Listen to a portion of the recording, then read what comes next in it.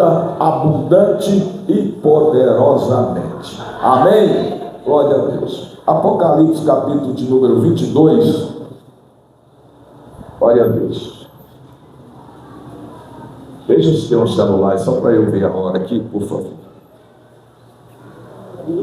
Do lado. É só para deixar aqui. É para deixar aqui para eu não pregar até meia-noite.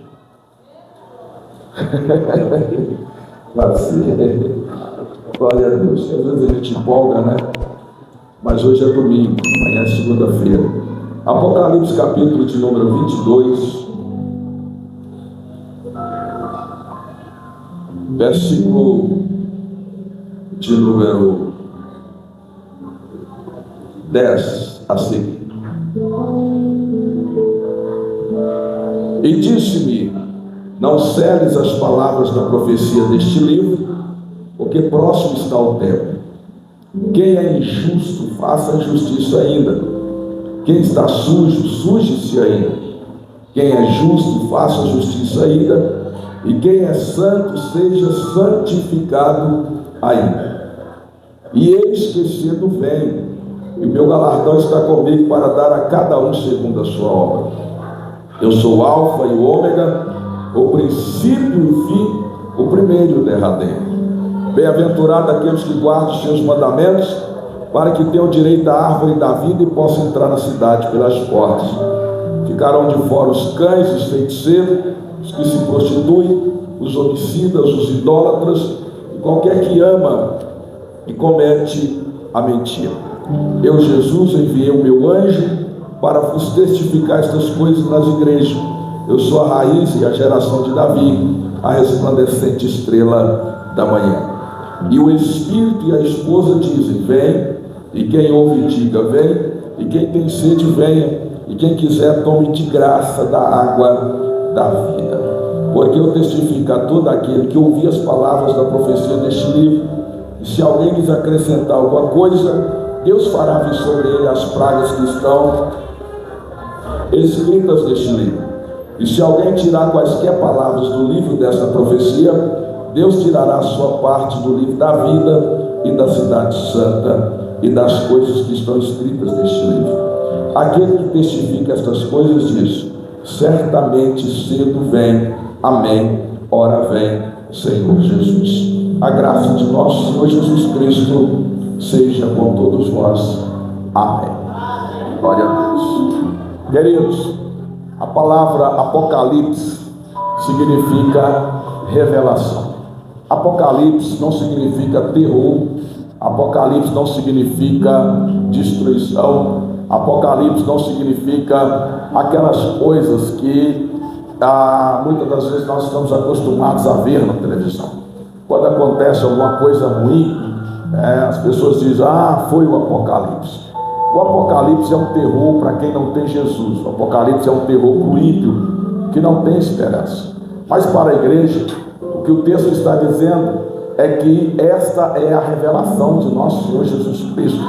João, exilado na ilha de Patmos, ele recebeu a visita do anjo do Senhor Jesus. Eu enviei o meu anjo para lhe revelar essas coisas. Então João, ele recebe a visita e ele então tem a visão do que era, do que é e do que há de ser. Então nós vamos encontrar no livro de Apocalipse 3 tempos: passado, presente e futuro. Por isso nós temos que ler o Apocalipse não somente na visão preterista, não somente na visão historicista, não somente na visão futurista. Os que leem na visão futurista dizem: tudo ainda vai acontecer. Não, tem coisas que já aconteceram. Os que leem na visão preterista dizem: já aconteceu, já passou. Não aconteceu tudo aí. Aconteceram algumas coisas que estão no Apocalipse e outras ainda vão acontecer. A visão historicista diz: está acontecendo. Enfim, aconteceu, está acontecendo e vai acontecer. Então, quando nós olhamos para o Apocalipse, nós devemos entender essa perspectiva autoral do livro, que é trazer a revelação de coisas que foram, das que são e das que hão de vir. Foi isso que Jesus disse para João: escreve as coisas que vistes, as que são e as que hão de acontecer. Então nós temos aqui 3 tempos, 3 momentos. Você vai pegar a primeira parte do livro e vai observar Jesus se manifestando, Jesus se identificando, Jesus determinando o propósito para que João escrevesse esse livro. Depois nós vamos ver, a partir do capítulo 2, as cartas às 7 igrejas da Ásia, que foram igrejas que já existiam no tempo de João, uma pequena região hoje ali na Turquia, mais ao oriente, na Ásia. Nós tivemos essas igrejas cujas ruínas ainda estão lá, e um dia, quem sabe, você pode visitar e conhecer a história dessas 7 igrejas: Éfeso, Esmirna, Pérgamo, Sardes, Tiatira, Filadélfia e Laodiceia. Essas igrejas foram igrejas que existiram e que Jesus se dirigiu ao anjo da igreja, revelando o momento que aquela igreja estava vivendo. Jesus revelava as características da igreja, Jesus revelava as virtudes da igreja e Jesus revelava os problemas da igreja. E algumas igrejas, mesmo com uma aparência formidável, mesmo com uma aparência bonita, mesmo com o culto acontecendo, com o ministério funcionando, com a aparente adoração funcionando, nós vimos que elas tinham seríssimos problemas, como a igreja de Éfeso, que fazia cruzada evangelística, que evangelizava pela rua, que fazia ação social, que trabalhava, mas o Senhor passa o raio-x naquela igreja e diz ao anjo da igreja: volta ao primeiro amor. Está correndo demais, está trabalhando demais, está fazendo muita coisa para aparecer, mas não tem comunhão comigo. Deixou o primeiro amor. Quem é o primeiro amor? O amor por aquele que deu a vida lá na cruz por você. Se tem que fazer alguma coisa, tem que fazer, mas tem que amar a Jesus, tem que se relacionar com Jesus, tem que viver para Jesus. E se eu não puder fazer nada, eu devo guardar a esperança da salvação que Jesus me deu e a presença dele na minha vida. Então o primeiro amor é o amor por Jesus. Ele resumiu os 10 mandamentos dizendo: amarás ao Senhor teu Deus sobre todas as coisas e amarás ao teu próximo como a ti mesmo. Então, primeiro ame a Deus, depois ame a obra de Deus. Quando ele escreve para a igreja de Esmirna, é uma das igrejas a qual ele não traz repreensão. Ele diz para a igreja de Esmirna: ser fiel até a morte e dar-te-ei a coroa da vida. Era uma igreja que não tinha a estrutura da igreja de Éfeso, era uma igreja que não tinha a capacidade de produzir o trabalho social e evangelístico que a igreja de Éfeso fazia, mas era uma igreja que mesmo em meio ao sofrimento guardava a fé. Era uma igreja que mesmo em meio ao sofrimento não havia negado o nome de Jesus. Era uma igreja que mesmo em meio ao sofrimento não havia abandonado a doutrina. Era uma igreja oprimida, perseguida, sofrida, prisões, açoites, cadeias, uma igreja oprimida pelo sistema, uma igreja oprimida pela sociedade, mas com uma esperança viva. E olhe para mim, Jesus não diz para aquela igreja: fica tranquilo que eu vou aliviar a sua carga. Hoje você está no meio da multidão, mas amanhã você vai estar no palco. Olha, hoje você está oprimido, mas amanhã eu vou te colocar na calçada da fama, vou te colocar por cima. Hoje você está embaixo, mas amanhã eu vou te colocar. Não, eu vejo aqui, pastor Edson, que Jesus olha para a igreja e diz assim: ser fiel até a morte. Você está preparado para receber uma palavra como essa? Está sofrendo, é perseguido, seu direito está sendo violado, e você está ali, querido, padecendo, e a palavra de conforto de Jesus é ser fiel até a morte, aleluia. Mas sabe de quem vem essa palavra? Vem de Jesus, porque para Jesus a morte é só um passaporte, é só uma passagem, porque como pregamos aqui nesta manhã, aleluia, a palavra é: tragada foi a morte pela vitória. Jesus já venceu a morte na cruz do Calvário, e ainda que morramos, com ele também nós viveremos, aleluia. Glória a Deus. A igreja de Tiatira era uma igreja mística, uma igreja conivente com a idolatria. Sabe aquela igreja que quer estar de boa com o mundo, que quer, é uma igreja ecumênica, que não sabe se é evangélica, se é seixonoye, se é católica, se é espírita, o que é aquela mistura. Era a igreja de Tiatira, e o Senhor se manifesta para aquela igreja: olha, eu vou tirar o teu castiçal, você está prostituindo, prostituição espiritual, idolatria. Queridos, nós entendemos que nesses tempos de inclusão, nós somos chamados para a exclusão. Jesus inclui o pecador, mas ele não inclui o pecado. Jesus inclui o homem, mas ele não inclui os seus pecados, porque quando Jesus passar a incluir pecados, terá invalidado seu sacrifício da cruz, porque o pecado é um tirano mortal. O pecado é, querido, um dominante que domina e escraviza a vida do homem e da mulher. Mas quando o homem vem para Jesus, quando a mulher vem para Jesus, o pecado é derrotado, o pecado é tirado, o pecado é perdoado, e o homem é liberto para adorar. Tem um nome escrito no livro da vida do Cordeiro, e poderá habitar nos céus eternamente. Louvado seja o nome de Jesus. Então, queridos, nós excluímos o pecado e incluímos o pecador purificado, santificado, regenerado, em breve transformado num corpo glorioso para estar com o Senhor eternamente. A igreja, queridos, de Sardes, olha para mim aqui, porque essa você vai ter que pegar. A igreja de Sardes, Jesus chega para ela: tu tem nomes que está viva, mas estás morto. Tem nome que estás vivo, mas estás morto. Você tem uma mistura de conjugação aqui de palavras, de verbo, porque ele não fala no coletivo, ele fala no singular. Tem nomes de que estás vivo, mas estás morto, porque ele está falando para o anjo da igreja, e a igreja é a cara do seu pastor. Se o pastor é morto, a igreja é morta. Mas se o pastor está vivo, a igreja tem que estar viva. Se o pastor tem comunhão com Deus, a igreja tem que ter comunhão com Deus.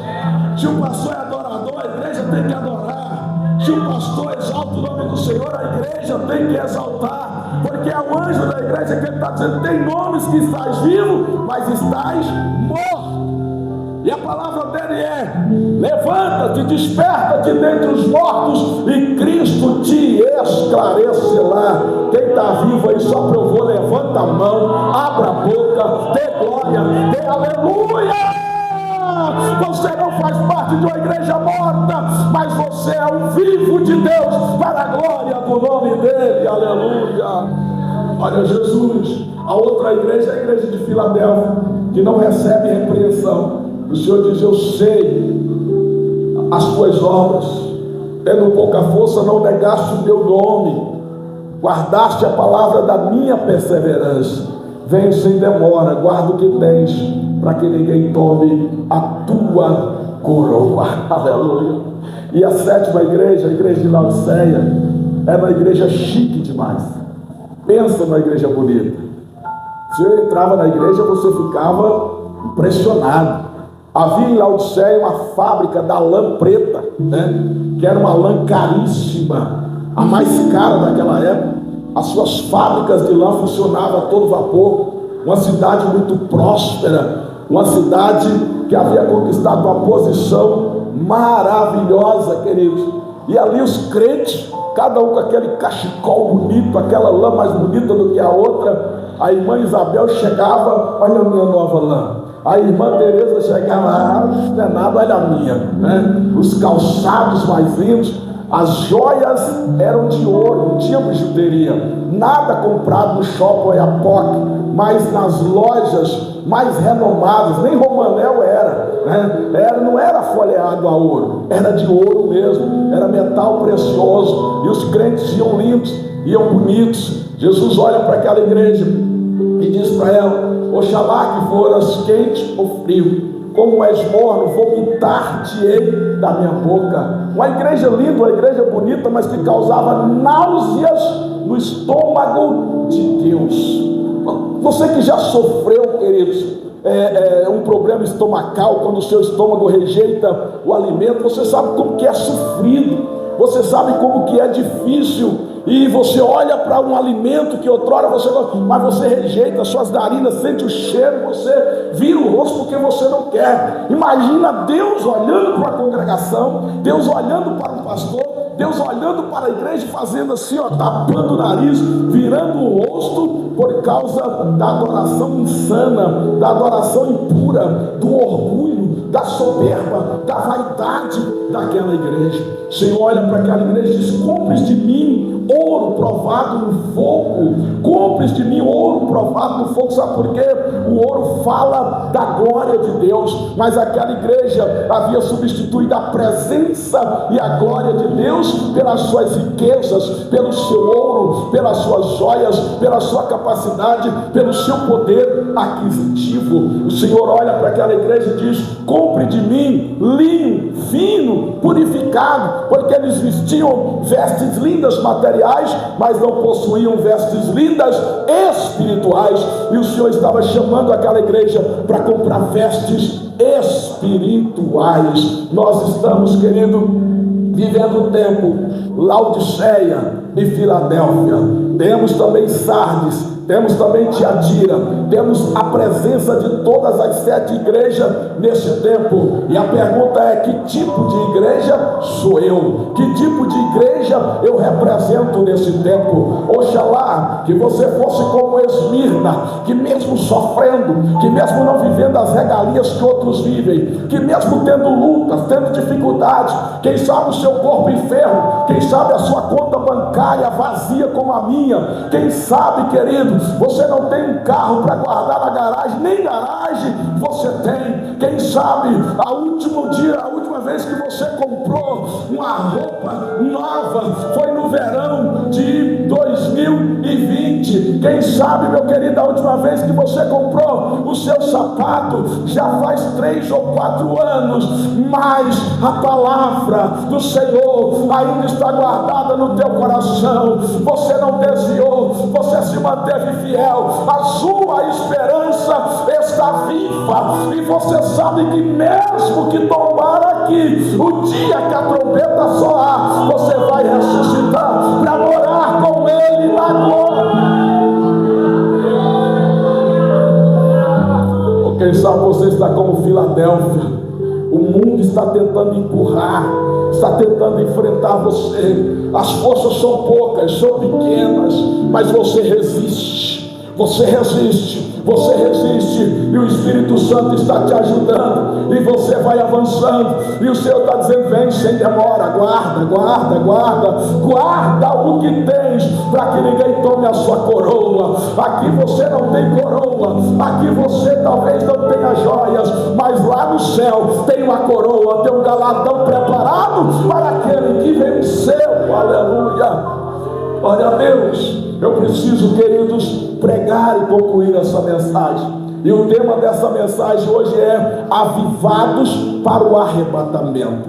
Nós ouvimos sábado a palavra do Senhor nos ensinando sobre o Espírito Santo escolhendo para o serviço do Senhor. Nós ouvimos Hoje pela manhã, uma palavra que trouxe 4 razões porque devemos viver cheios do Espírito Santo. E eu quero encerrar hoje essa conferência ministrando ao coração da igreja rapidamente, porque eu não tenho muito tempo mais. Aleluia! O tema: avivados para o arrebatamento. O texto que lemos, ele diz que bem-aventurados aqueles que lavam as suas vestiduras no sangue do Cordeiro. O que é isso, pastor? Salvação. O Espírito Santo, ele tem um papel muito importante e essencial na igreja, porque primeiro, o Espírito Santo convence o homem do pecado, da justiça e do juízo. Ninguém vem a Jesus sem ser convencido pelo Espírito. A fé vem pelo ouvir, e o ouvir pela palavra de Deus. Quando o pregador prega, a palavra não é dele, o evangelho não é dele, é o evangelho de Jesus. O Espírito Santo é quem desbloqueia a mente bloqueada do pecador, porque Satanás coloca um bloqueio na mente dos homens. Há um texto bíblico que diz que o príncipe deste século, Satanás, cegou o entendimento dos homens. O que é cegar o entendimento dos homens? É bloquear o entendimento, é impedir que esse homem, que esta mulher compreenda a palavra de Deus.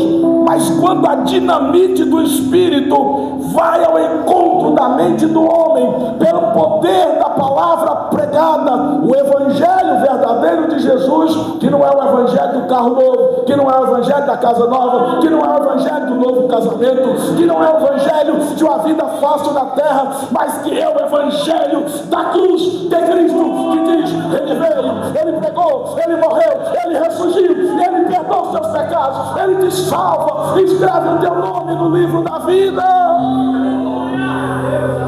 Esse é o evangelho. Aí o Espírito Santo vem e coloca o evangelho na mente do pecador, coloca o evangelho na mente do homem. Aí, queridos, o evangelho, ao entrar, o homem se convence e depois se converte. Converter é dar meia volta, é deixar o seu caminho errado e se voltar para Deus. Quando o homem se converte, é operado nele a justificação. Depois da justificação, a regeneração.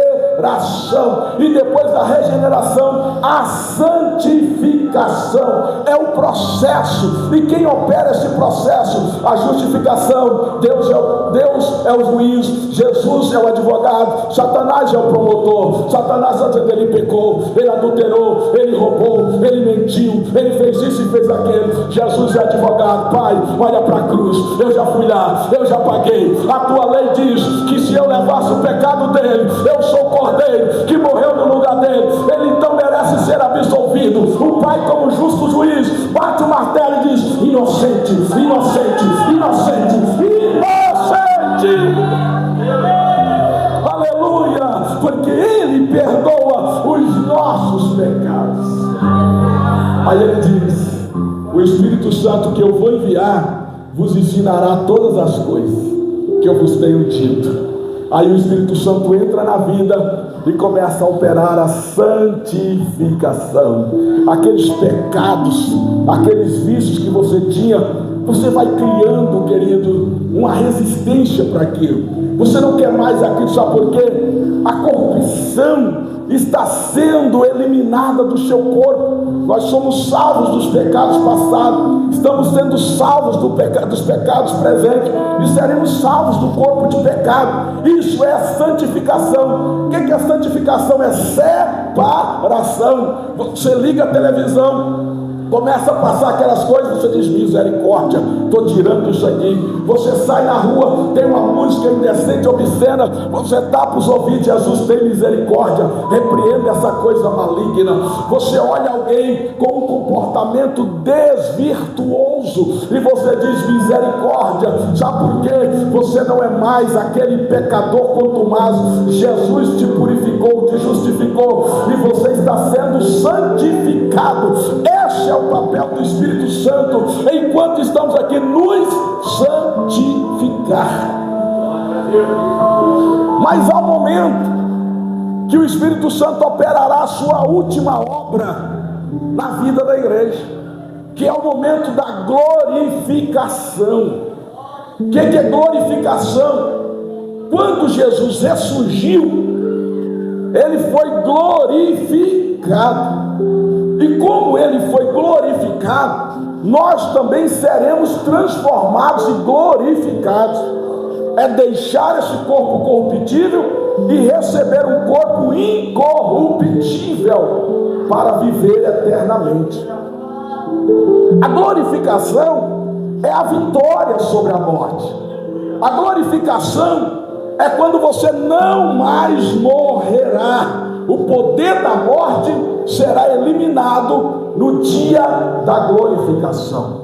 E eu disse no dia da glorificação, para que você entenda que esse dia vai chegar. A Bíblia, ela fala pelo menos de 3 dias que nós precisamos entender. Existe o dia do homem, existe o dia de Deus e existe o dia de Cristo.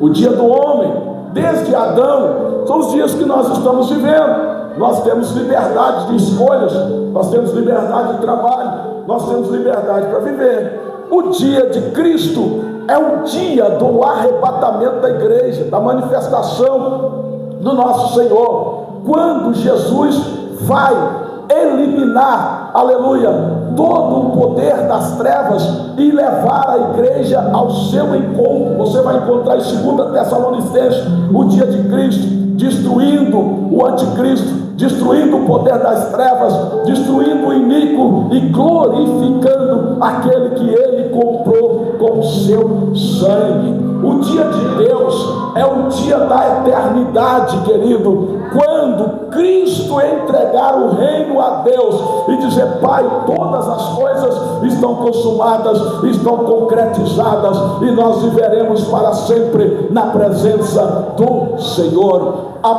O escritor da Epístola aos Coríntios, o apóstolo Paulo, no capítulo 15, ele vai dizer que convém que isso que é corruptível se revista da incorruptibilidade, e o que é mortal se revista da imortabilidade, para que se cumpra a palavra escrita: tragada foi a morte pela vitória. Onde está a morte, o teu aguilhão? Onde está o inferno, a tua vitória?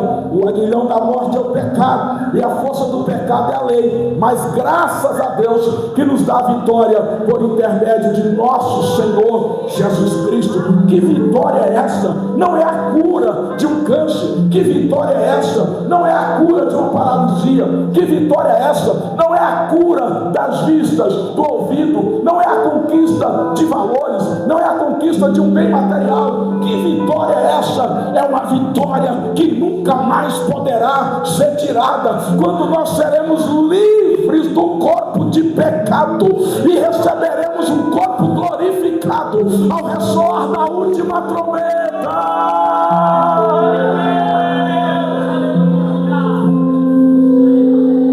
E aí nós não teremos mais risco de pecar, nós não teremos mais risco de cair, nós não teremos mais risco de desviar, nós estaremos para sempre na presença do Senhor. Esse dia vai chegar, essa é a nossa esperança. A DRN, nós não estamos aqui preocupados em comemorar aniversário, 2 anos, 5 anos, 10 anos, 50 anos. A nosso objetivo é o céu, o nosso objetivo é arrebatamento. Enquanto estivermos aqui, queremos ganhar o máximo de pessoas. O objetivo é despovoar o inferno para povoar o céu. Nós queremos levar ao céu o maior número de pessoas, mas a nossa esperança é o céu. Eu não posso continuar pregando. Fica de pé comigo. Aleluia. 1 Tessalonicenses, aleluia, capítulo 4, versículo 15, diz assim: dizemos-vos, pois, isto pela palavra do Senhor, que nós, os que ficarmos vivos para a vinda do Senhor, não precederemos que dorme, porque o mesmo Senhor descerá do céu com alarido, Alarido é barulho. Ele está falando aqui dos sinais do arrebatamento da igreja. Alarido, com voz de arcanjo e com a trombeta de Deus. Alarido, a voz de arcanjo, que é anjo-chefe, e com a trombeta de Deus. A trombeta é um instrumento que foi estabelecido para dar sinais. E ele tem vários tipos de sons, de toque. E a pessoa que está envolvida, instruída, ela entende os sons, ela entende os sinais.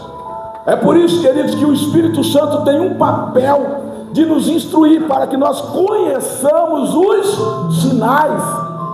A vinda do Senhor pegará desapercebidos os ímpios, mas ela não pegará desapercebida a igreja, porque a igreja está vigilante, a igreja sabe, a igreja conhece. Sabe por quê?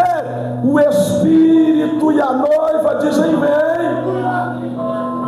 E esse texto de Apocalipse 22, o Espírito e a noiva e a esposa dizem vem, ele tem aqui dois significados: vem, e quem ouve diga vem, e quem tem sede vem. Está gritando ao mundo, está gritando ao pecador: vem, vem, vem, vem beber da água da vida, que é o Evangelho, que é a salvação.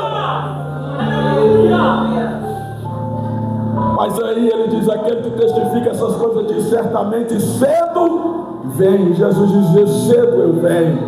Aleluia. O Espírito diz vem, vem, vem, vem. E Jesus diz: eu venho, eu venho, eu venho, eu venho, eu venho, eu venho. Aleluia. E aí, amém. Ora vem, Senhor Jesus. Nem todos dormiremos, porque o mesmo Senhor descerá do céu com alarido, com voz de arcanjo, com a trombeta de Deus. Agora presta atenção nessa frase para eu terminar. Repita comigo: e os que morreram em Cristo ressuscitarão primeiro. Sepulcros se abrirão, aqueles mausoléus, aquelas catacumbas precisarão ser arrancadas, haverá terremoto. Aleluia. Porque aqueles que morreram em Cristo ressuscitarão primeiro. O mundo não vai ouvir o toque da trombeta, não vai ouvir a voz do arcanjo. A voz do arcanjo dará a ordem, dará o sinal, a trombeta soará, os sepulcros se abrirão, porque a morte será vencida mais uma vez. Aí imagine a gente, talvez um culto como esse, cantando, adorando, ou quem sabe no trabalho, como muitos irmãos estão trabalhando, dirigindo o carro pela rua, aleluia, mas de repente a semente incorruptível brota, o corpo é transformado, aleluia, num corpo glorioso, num corpo glorificado, e você se vê numa outra dimensão, porque no abrir e fechar de olhos Jesus vai voltar, e nós subiremos ao encontro dele nos ares. É o que a palavra diz: depois nós, os que ficarmos vivos, seremos arrebatados juntamente com ele nas nuvens, a encontrar o Senhor nos ares, e assim estaremos para sempre com o Senhor. Portanto, consolai-vos uns aos outros com estas palavras. Eu gostaria que você virasse pelo menos para duas pessoas e diga para ele: ele vem. Aguenta mais um pouquinho, ele vem. Espera mais um pouquinho, ele vem. Te encha mais do Espírito Santo, ele vem. Ele vem, ele vem, ele vem. Aguenta, crente. Está chorando, aguenta, crente. Está feliz, aguenta, crente. Está caminhando, aguenta, crente. Está correndo, aguenta. Mas está se arrastando, aguenta, ele vem. A igreja precisa estar cheia do Espírito Santo, avivada para o dia do arrebatamento. Você não vai estar aqui, mas quem sabe no domingo como esse, talvez aquele crente desviado, aquele crente fraco, frio, que não vem mais à igreja, que esqueceu da promessa, que começou a inventar desculpas, assentado no sofá da sua casa: não tenho nada para fazer, vou ver o Fantástico. quando de repente, um toque de 5 segundos, uma notícia urgente. Estamos sendo informados de que desapareceu no Brasil muitas pessoas. Ainda não se tem uma explicação do que está acontecendo, mas desapareceu os motoristas do Uber e os seus carros ficaram desgovernados. Os ônibus ficaram sem passageiros, alguns sem motorista. Os trens saíram dos trilhos porque os seus operadores sumiram de repente. Aviões ficaram sem seus pilotos e andam desgovernados. Passageiros sumiram, desapareceram. Quem sabe, de repente, vamos voltar à programação. Se tivermos mais notícia, informaremos a vocês. Mas não passou 30 segundos e o repórter volta dizendo: estamos recebendo informação que não é somente no Brasil, mas desapareceu também pessoas do Japão, desapareceu dos Estados Unidos, desapareceram na Alemanha, na China, que é um país comunista, a igreja subterrânea, os crentes escondidos, mas também desapareceu. Na Coreia do Norte também desapareceram alguns, na Suécia, ou na África, em vários países desapareceram.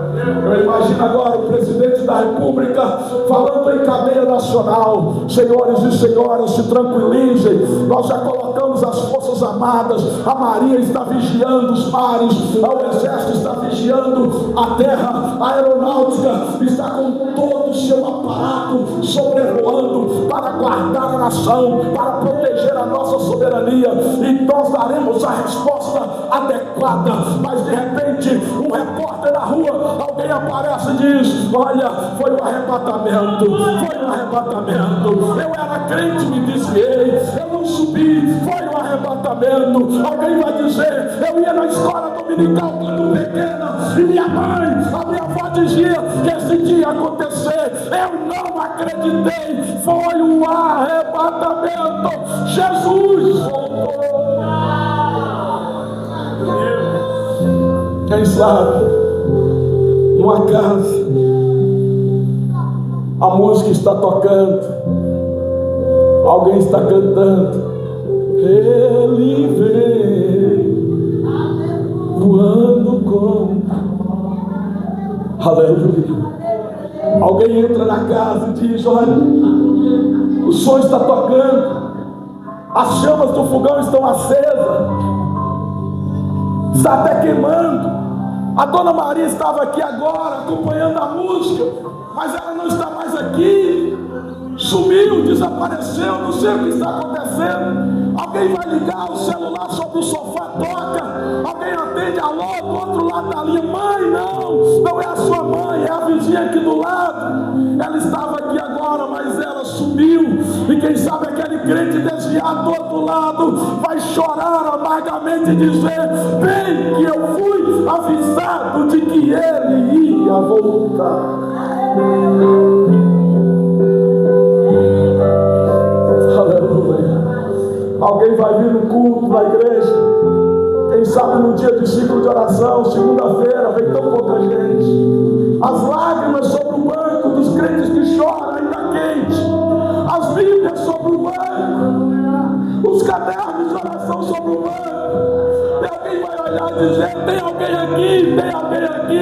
Não, eles já desapareceram, a trombeta tocou e os crentes subiram a encontrar com o Senhor nos ares. Aleluia. Jesus vai voltar, Jesus vai voltar. Quem é santo santifica-se mais ainda, quem é santo santifica-se mais ainda. Para com esse negócio de se misturar, para com esse negócio de se contaminar, santifica-te mais ainda, porque Jesus vai voltar para buscar a sua igreja. Você não foi chamado para ir para o lago de fogo, mas você foi criado para ir para o céu. O céu foi feito para você. E eu quero perguntar neste momento: onde tem alguém que quer consertar a sua vida com Jesus? Onde tem alguém que, quem sabe, parou na fé, parou na caminhada, mas hoje você diz: Jesus, eu quero consertar a minha vida.